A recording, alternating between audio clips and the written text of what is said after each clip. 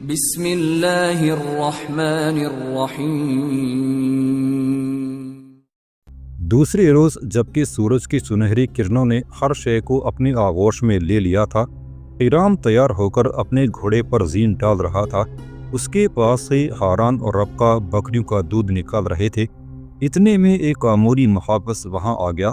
ان 6 میں سے ایک، جن کے ساتھ گزشتہ روز ہیرام کا تیزنی کا مقابلہ ہوا تھا، وہ باڑے میں داخل ہوا اور ہیرام کو مخاطب کر کے کہا، اے آقا، رئیس یعقوب نے آپ کو بلایا ہے۔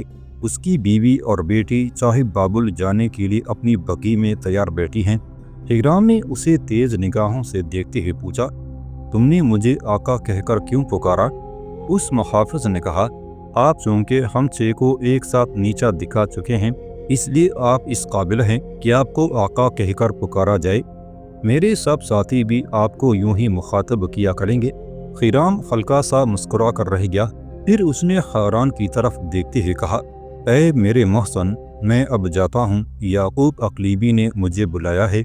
ہاران نے دودھ کا برتن ایک طرف رکھ دیا اور اٹھ کر ہیرام کے قریب آیا۔ ربقہ بھی ہاران کے قریب آ کھڑی ہوئی تھی۔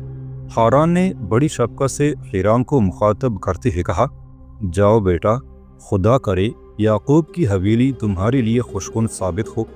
گو یعقوب کی حویلی میں جو آسائشیں تمہیں میسر ہوں گی، میری مہمانداری ان سے کہیں کم تر ہے، پھر بھی اگر کبھی کبھی ہمارے ہاں آ جایا کرو تو یہ ہمارے لیے خوشی کا باعث ہوگا۔ ہیرام نے ہاران کے اور قریب ہو کر بڑی ہمدردی کا اظہار کرتے ہوئے کہا، اے میرے محسن، تم دونوں نے جو میرے ساتھ اچھا سلوک کیا ہے، ایسا تو آج تک میرے ساتھ کسی نے نہیں کیا۔ تھوڑی دیر خاموش رہ کر ہیرام نے پھر کہا، میں اب جاتا ہوں، وہ لوگ میرا انتظار کر رہے ہوں گے۔ ہیرام نے اپنے گھوڑے کی باک پکڑ لی، پھر باڑے سے نکل کر گھر سے باہر جا رہا تھا۔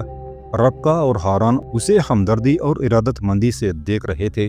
اپنے گھوڑے کو دوڑاتا ہوا ہیرام جب یعقوب اقلیبی کی حویلی کے قریب آیا تو اس نے دیکھا 2 گھوڑوں کی ایک بھگی حویلی سے باہر کھڑی ہوئی تھی اور بھگی کے قریب یعقوب کھڑا تھا۔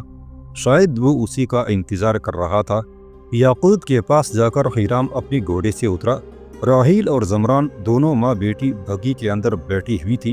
شاید وہ سب ہیرام ہی کا انتظار کر رہے تھے۔ یعقوب آگے بڑھتے ہوئے ہیرام سے کچھ کہنا چاہتا تھا کہ حسین راحیل نے اسے پہلے مخاطب کرتے ہوئے پوچھا، ان پیوند لگے کپڑوں کے علاوہ پہننے کو اور کوئی کپڑا کیا تمہارے پاس نہیں ہے؟ میں بابل کے رئیس یعقوب اقلیبی کی بیٹی ہوں۔ دیکھنے والوں کی نظریں جب تمہارے ان پیوند لگے کپڑوں پر پڑیں گی تو کیا وہ یہ نہ سوچیں گے کہ اس بوسیدہ انسان کے سوا کوئی اور محافظ انہیں میسر نہ ہوا؟ اگر تم راحیل بنت یعقوب کے محافظ بن کر رہنا چاہتے ہو تو اپنے ان کپڑوں کو بدل لو۔ ہیرام نے غصیلی آواز میں کہا، آپ لوگ مجھے محافظ کی حیثیت سے رکھیں نہ رکھیں، میں یہ پیوند لگے کپڑے تو ہرگز نہ بدلوں گا۔ میں اب بابل میں بے آسرا نہیں ہوں، مجھے ایک ٹھکانے کی ضرورت تھی اور وہ ہاران مجھے مہیا کر چکا ہے۔ میں اس کے ہاں چند روز سکون سے بسر کر سکتا ہوں۔ اگر تم لوگوں کو میری ضرورت نہیں تو میں جاتا ہوں۔ ہیرام رکاب میں پاؤں رکھ کر واپس جانے کے لیے اپنے گھوڑے پر سوار ہونا چاہتا تھا کہ یعقوب اقلیبی نے فوراً آگے بڑھ کر اسے روک لیا اور بڑی شفقت سے کہا، تم واپس نہ جاؤ، ہمیں تمہاری ضرورت ہے، کوئی تمہارے کپڑوں پر اعتراض نہیں کر سکتا۔ پھر یعقوب کے اشارے پر سائس نے بگھی کے گھوڑوں کو ہانک دیا اور ہیرام چپ چاپ اپنے گھوڑے پر سوار ہو کر بگھی کے ساتھ ہو لیا تھا۔ دریائے فرات کے کنارے کنارے بھاگتی ہوئی 2 گھوڑوں کی بگھی جنوب کی طرف بڑھ رہی تھی۔ ایک چاقو چوبند محافظ کی حیثیت سے ہیرام اپنے گھوڑے کو بگھی کے ساتھ ساتھ بھگائے جا رہا تھا۔ بابل کے جنوب میں 6 میل کے فاصلے پر بگھی ایک جگہ سائس نے روک لی۔ وہاں درختوں کا ایک جھنڈ تھا اور وہاں کئی اور بگیاں اور گھوڑے بھی کھڑے ہوئے تھے۔ وہاں سے چند قدم دائیں جانب ایک جگہ لوگوں کا بڑا ہجوم ہو رہا تھا، جس میں مرد عورتیں سبھی شامل تھے۔ زمران اور راحیل دونوں ماں بیٹی بگھی سے نیچے اتر گئیں۔ اس وقت تک ہیرام بھی گھوڑے سے اتر کر اپنے گھوڑے کی باگیں بگھی کے ساتھ باندھ چکا تھا۔ راحیل آہستہ آہستہ ہیرام کے قریب آئی اور مصالحت آمیز رویہ اختیار کرتی ہے اس نے نرم و ہمدردانہ لہجے میں کہا، وہ سامنے جہاں لوگوں کا ہجوم ہو رہا ہے وہی چاہے بابل ہے، اور اس کے مغرب میں جو بلند ٹیلے سے نظر آ رہے ہیں یہ اس گنبد کے کھنڈرات ہیں۔ جو طوفان نوح علیہ السلام کے بعد زندہ بچنے والوں کی اولاد نے یہاں تعمیر کیا تھا۔ آؤ ہمارے ساتھ، ایسی جگہیں تمہیں پہلے کبھی نہ دیکھی ہوں گی۔ ہیرام چپ چاپ راحیل اور اس کی ماں کے ساتھ ہو لیا، جبکہ سائس بگی میں ہی بیٹھا رہا۔ پہلے وہ تینوں صاحب بابل پر آئے۔ ہیرام نے دیکھا وہ 3 فیٹ قطر کا ایک بوسیدہ کنواں تھا۔ لوگ اس میں پتھر پھینکتے تھے جس سے پتہ چلتا تھا کہ کنویں میں پانی ہے۔ صاحب بابل سے ہٹ کر وہ نوح علیہ السلام کی اولاد کے بنائے ہوئے گنبد کے کھنڈرات کی طرف چلے گئے۔ کھنڈرات کے اندر وہ کافی دیر تک گھومتے رہے۔ اس دوران زمران علیحدہ ہو کر ایک جگہ بیٹھ گئی تھی۔ شاید یعقوب نے اس سے ہیرام اور راحیل کے رشتے کی بات کی تھی اور وہ ان دونوں سے دور رہ کر انہیں زیادہ سے زیادہ اکٹھے رہنے اور آپس میں گفتگو کرنے کا موقع دینا چاہتی تھی۔ ایک کھنڈر کے اندر راحیل تھک کر ایک پتھر پر بیٹھ گئی اور ہیرام سے کہا، ہیرام میں اب تھک گئی ہوں، واپس بقی میں جا کر کھانا کھانا چاہیے اور پھر ذرا سستا کر واپس ہونا چاہیے۔ ہیرام نے کہا، اگر تم برا نہ مانو تو ایک بار پوچھوں؟ راحیل نے دلچسپی لیتے ہوئے کہا، ضرور پوچھو، میں ہرگز برا نہ مانوں گی۔ جو کچھ تم نے کہنا ہے بلا جھجک کہو، میں تم سے ناراض نہیں ہو سکتی۔ ہیرام نے کہا، تم نے دیکھا ہوگا کل مقابلے کے بعد تمہارا بابا مجھے علیحدہ لے گیا تھا، خبر ہے اس نے مجھے کیا کہا تھا؟ راحیل نے ہلکے ہلکے مسکراتے ہوئے پوچھا، کیا کہا تھا؟ ہیرام نے رکتے ہوئے کہا، اس نے مجھے تم سے شادی کی پیشکش کی تھی۔ راحیل نے حیا کے باعث اپنی نگاہیں جھکاتے ہوئے پوچھا، پھر تم نے کیا جواب دیا؟ ہیرام نے کہا، میں نے تو کوئی جواب نہ دیا تھا، کیا تم اس شادی کے لیے تیار ہو؟ راحیل نے کہا، جس وقت تم نے مقابلہ جیتا تھا میری ہمدردیاں اسی وقت تمہارے ساتھ ہو گئی تھیں۔ میں تم سے شادی کرنے کو تیار ہوں، لیکن ایک شرط پر۔ ہیرام نے پوچھا، کون سی شرط؟ راحیل نے پر امید نگاہوں سے اور اپنے لہجے کو بدلتے ہوئے کہا، اگر آپ یہ پیوند لگے کپڑے پہننا ترک کر دیں تو میں بخوشی آپ سے شادی کر لوں گی۔ اس سلسلے میں آپ کا کچھ خرچ بھی نہ ہوگا، میں خود آپ کے لیے کم از کم 10 نئے جوڑے بنواؤں گی۔ ہیرام نے فوراً کہہ دیا، مجھے افسوس ہے، میں یہ پیوند لگے کپڑے ترک نہیں کر سکتا۔ راحیل نے اداس لہجے میں کہا، اگر میں آپ سے محبت کا اظہار کروں تو کیا آپ میری محبت کے بدلے بھی ایسے کپڑے پہننا ترک نہ کریں گے؟ ہیرام نے جذباتی سے لہجے میں کہا، راحیل تمہاری محبت تو کچھ بھی نہیں، یہ پیوند تو مجھے اپنی ذات سے بھی زیادہ عزیز ہیں، یہ میرے آنے والے رسول اور اس کا اتباع کرنے والوں کی سنت ہے۔ میں تمہاری محبت ترک کر سکتا ہوں لیکن یہ پیوند لگے کپڑے نہیں۔ راحیل جھلا کر اٹھ کھڑی ہوئی اور بے پناہ غصے کی حالت میں اس نے ہیرام کی طرف دیکھتے ہوئے کہا، تم نے میری توہین کی ہے، تم نے میری محبت کو اس قدر ارزاں جانا ہے۔ بابل کے بادشاہ بنو نیت کی بیٹی شمورہ نے تمہیں پسند کیا تھا اور میں نے فیصلہ کر لیا تھا کہ میں شمورہ سے ٹکرا کر بھی تمہیں حاصل کروں گی۔ اب میں اپنی محبت ترک کرتی ہوں اور تم سے نفرت کی ابتدا کرتی ہوں، ایسی نفرت جس کی تپش میں تم ساری زندگی جلتے بنتے رہو گے۔ راحیل اٹھ کھڑی ہوئی اور اپنی ماں کی طرف چل دی۔ ہیرام اس کے پیچھے پیچھے تھا۔ اپنی ماں کے پاس آ کر راحیل نے غصہ ملی جلی آواز میں کہا، اٹھو ماں، گھر چلیں، میں اس ماحول سے بیزار ہونے لگی ہوں۔ زمران نے کہا، کیا یہاں کھانا نہ کھایا جائے گا؟ راحیل نے اور زیادہ خفگی میں کہا، نہیں ماں، اٹھو چلیں، میں اب یہاں نہ ٹھہروں گی۔ زمران نے اٹھتے ہوئے دکھ سے کہا، شاید تم دونوں میں کوئی تلخ کلامی ہو گئی ہے، اگر تمہاری خوشی ہے تو پھر چلو۔ تینوں چپ چاپ اس جگہ آئے جہاں بگی اور ہیرام کا گھوڑا تھے۔ زمران اور راحیل بگی میں بیٹھ گئی۔ ہیرام اپنے گھوڑے پر سوار ہو گیا، پھر وہ بھجے بھجے سے واپس جا رہے تھے۔ یعقوب اقلیبی کے ہاں رہتے ہوئے ہیرام کو 1 ماہ ہونے کے قریب تھا۔ راحیل اپنے باپ اور ماں کی موجودگی میں تو ہیرام سے گفتگو کر لیتی تھی، لیکن علیحدگی میں وہ ہیرام سے مطلب کے علاوہ بات چیت نہ کرتی تھی۔ تاہم اس نے معبد یا کہیں اور جانا ہوتا تو ہیرام اس کے ساتھ ہوا کرتا تھا۔ ایک روز ہیرام یعقوب کے استبل سے اپنے گھوڑے پر زین ڈال کر نکلا۔ گھوڑے پر وہ سوار ہونا چاہتا تھا کہ رک گیا۔ حویلی کے اندر سے یعقوب، زمران اور راحیل نکل آئے تھے۔ یعقوب نے فوراً ہیرام سے پوچھ لیا، اس وقت جبکہ سورج غروب ہونے کو جا رہا ہے تم کہاں جا رہے ہو؟ ہیرام نے کہا، میں دریا کے کنارے کنارے ذرا اپنے گھوڑے کو دوڑاؤں گا، یہ کئی روز سے استبل میں بندھا ہوا ہے، इस बार जमरान ने कहा, जल्दी लौट आना बेटे, राहील को शमूरा ने बुलाया है और तुम इसके साथ जाओगे। हीराम ने इस बात में सर हिला दिया। फिर वो रकाब में पांव रखे बगैर एक जकन लगाकर घोड़े पर सवार हुआ और उसे एड़ लगाकर दौड़ाता हुआ बाहर निकल गया था। दरिया फुरात की तरफ जाने के बजाय हीराम हारान के हाथ दाखिल हुआ। वो सीधा उस तरफ गया जहां वो रेवड़ बांधा करते थे। हारान और रबका वहां अपनी बकरियों का दूध निकाल रहे थे। हीरान को देखती ही रबका खड़ी हो गई और हारान की तरफ देखते हुए कहा, बाबा हीराम आए हैं। हारान भी उठ खड़ा हुआ। इतनी देर तक हीराम अपने घोड़े से उतरकर उनके करीब आ चुका था। रबका ने दूध का बर्तन जमीन पर रख दिया। लपक कर वो आगे बढ़ी और हीराम से उसका घोड़ा लेकर उसने अस्तबल में बांध दिया था। हारान ने शफकत से हीराम की तरफ देखते हुए कहा, तुम बड़े अच्छे वक्त पर आए हो बेटे, वरना मैं तो तुम्हें थोड़ी देर तक बुलाने जा रहा था। रबका काफ़ी देर से मेरे पीछे पड़ी थी कि हीराम को बुलाकर लाओ कि वो आज शाम का खाना हमारे साथ खाए। हीराम ने कहा, रबका फिर जल्दी करो, खाना तैयार करो, मुझे भूख लगी है। रबका ने कहा, आज आप 2 दिन बाद हमारी तरफ आए हैं, क्या आप इधर का रास्ता भूल जाते हैं? हीराम ने कहा, खुद ही आया हूं ना, तुम्हें बुलाने की जहमत तो नहीं दी। रबका ने कहा, आप घबराई नहीं, खाना तो तैयार है, चंद ही बकरियां दूध निकालने वाली रह गई हैं। हीराम ने उसके करीब पड़ा हुआ दूध का बर्तन उठाते हुए कहा, तुम खाना लगाओ, मैं बाबा के साथ दूध निकाल कर आता हूँ। रबका मुस्कुराती हुई बाड़े से बाहर निकल गई। हीराम हारान के साथ मिलकर बकरियों का दूध निकालने लगा था। जल्द ही उन दोनों ने दूध निकाल लिया और रबका ने खाना लगा दिया। आतिशदान के करीब हारान और रबका के साथ बैठकर खाना खाने के बाद हीराम अपनी जगह से उठा और हारान की तरफ देखते हुए उसने कहा, मैं आज अपने काम की इब्तिदा कर रहा हूँ, मेरा घोड़ा यहीं रहेगा, थोड़ी देर तक मैं आकर ले जाऊंगा।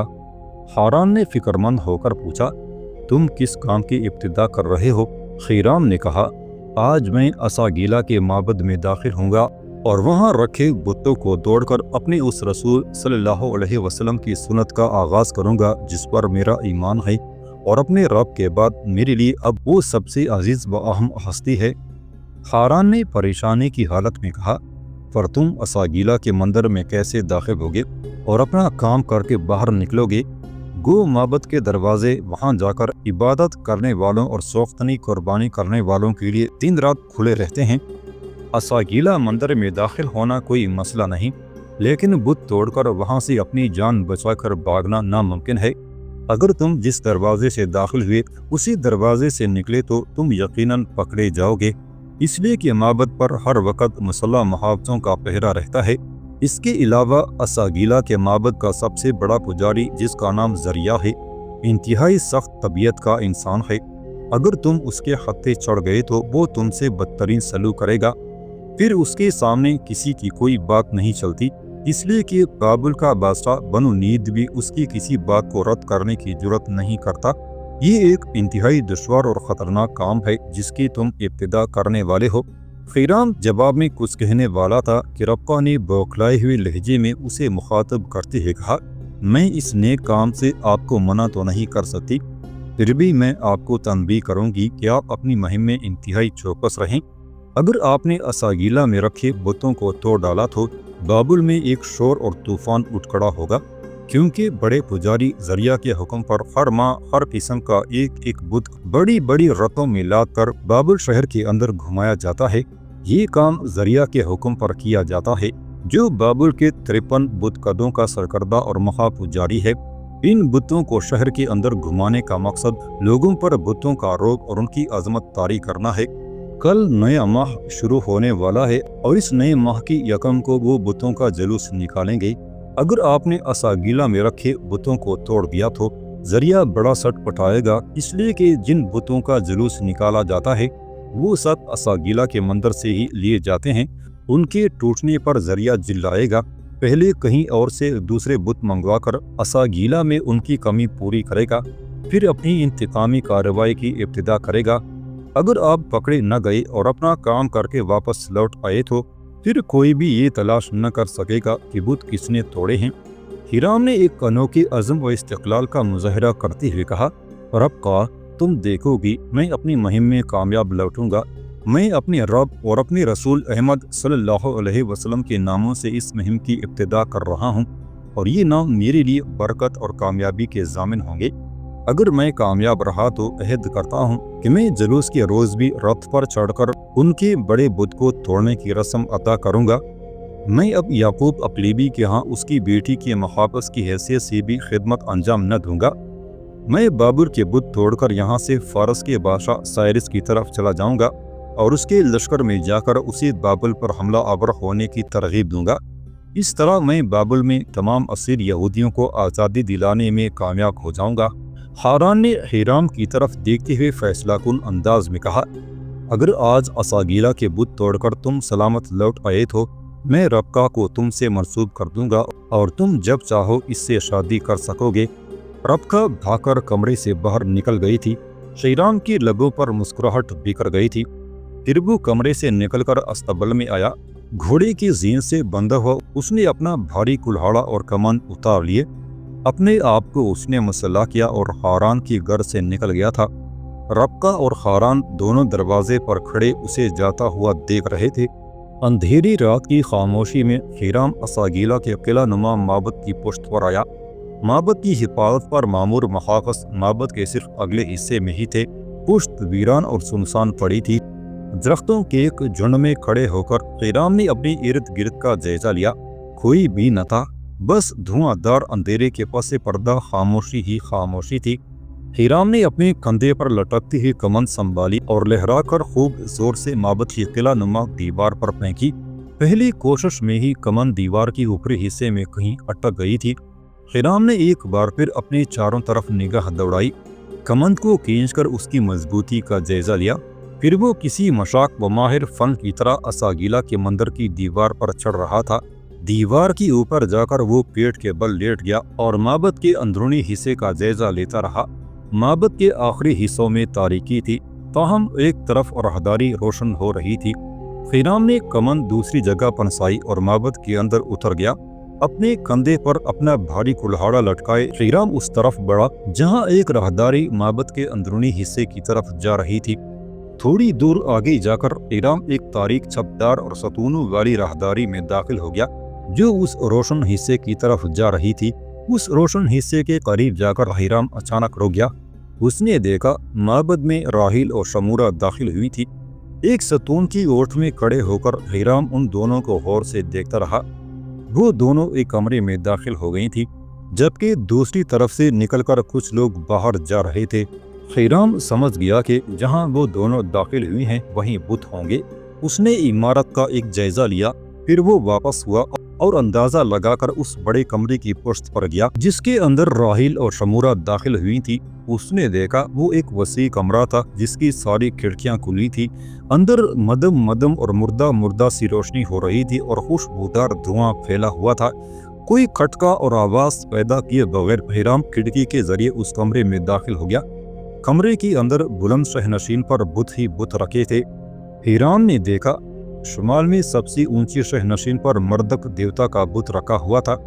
ये देवता अहले बाबुल के यहाँ खुदा का दर्जा रखता था। मर्दक के दाएं तरफ रज़म व ज़रख़ीज़ी की देवी अश्तार, फिर रक्स की देवी तरसकोरी, इसके बाद इल्म फलक की देवी औरहनाप और इसके बाद मौसीकी की देवी ओथरी के सफ़ेद खूबसूरत बुत रखे हुए थे। मर्द के बाएं तरफ शम्स देवता था जो परों वाले शेर पर सवार था। इसके बाद जुल्म के देवता सीन का बुत था और उसके बाएं तरफ तारीकी के देवता नरगुल और रात के देवता नरसको के बुत रखे हुए थे। इसके अलावा भी वहाँ बहुत से बुत थे जिनके मुतालिक हीराम कुछ न जानता था। खिड़की से हटकर हीराम दबे पांव चलता हुआ जुल्म के देवता नोस्को के पीछे जाप कर चुप किया था। अब वो राहिल और शमूरा की तरफ देखने लगा जो अश्तार देवी के सामने खड़ी थी। फिर अचानक शमूरा की आवाज हीराम की समाज से टकराई। वो कह रही थी, ऐ मोहब्बत की जलीलुल कदर देवी अश्तार, मुझे मेरा महबूब मिला दे। मैं उसे दिल की गहराइयों से पसंद करती हूँ, तू उसे मेरा बना दे। मैं सुबह और शाम तेरी तौसीफ के गीत गाऊंगी, तेरे मुक़द्दस नाम पर नज़र चढ़ाऊंगी, तेरी कुर्बान गाह पर कुर्बानियाँ दूंगी, तेरे ख़जानों को पुरानी शराब और खुशबूदार तेल से भर दूंगी, तेरे हेकल के फर्श को मैं गुलाब चंबीली के पाँव से धोऊंगी, تیرے سامنے عود و لبان جیسی خوشبوئیں سلگاتی رہوں گی۔ اے معجزات کی دیوی، میرے خیالات کی دنیا مسمار ہونے سے بچا، مجھے میرا محبوب ملا دے، ورنہ میری روح میرے جسم میں پھگل جائے گی اور میرے آنسو میری آنکھوں میں آتشناک ہو جائیں گے۔ شمورہ کی آواز بند ہو گئی تھی، تاہم حیرام نے دیکھا اس کے ہاتھ دعا کے انداز میں اٹھے ہوئے تھے اور اس کے ہونٹ ہل رہے تھے۔ تھوڑی دیر بعد شمورہ پیچھے ہٹی اور راحیل سے کہا، آج تم حیرام کو ساتھ لے کر آتی تو میں اساگیلا کے معبد میں اشتار دیوی کے سامنے کھڑی ہو کر اس سے اپنے دل کا حال کہتی۔ حیرام نے اپنے کندھے پر سے اپنا کلہاڑا اتار کر اس پر گرفت مضبوط کی، پھر اس نے بتوں کی طرف دیکھتے ہوئے غصیلی آواز میں کہا، تمہاری حالت آج میں بنجر کھیت اور ویران بستیوں جیسی کر دوں گا۔ پھر اس نے اپنے کلہاڑے کو بوسہ دیتے ہوئے کہا، میں اپنے رب اور رسول صلی اللہ علیہ وسلم کے نام سے ابتدا کرتا ہوں۔ پھر اس نے کلہاڑا لہرایا اور آگ کے دیوتا نوسکو کی پیٹھ پر دے مارا۔ نوسکو دو ٹکڑے ہو کر فرش پر گر گیا۔ راحیل اور شمورہ بھدک کر پریشانی سے اس طرف دیکھنے لگی تھی۔ حیرام کا کلہاڑا پھر اٹھا اور تاریکی کے دیوتا نرگل اور ظلم کے دیوتا سین کی پیٹھ پر برس گیا۔ وہ دونوں بھی ٹکڑے ہو کر فرش پر گر گئے۔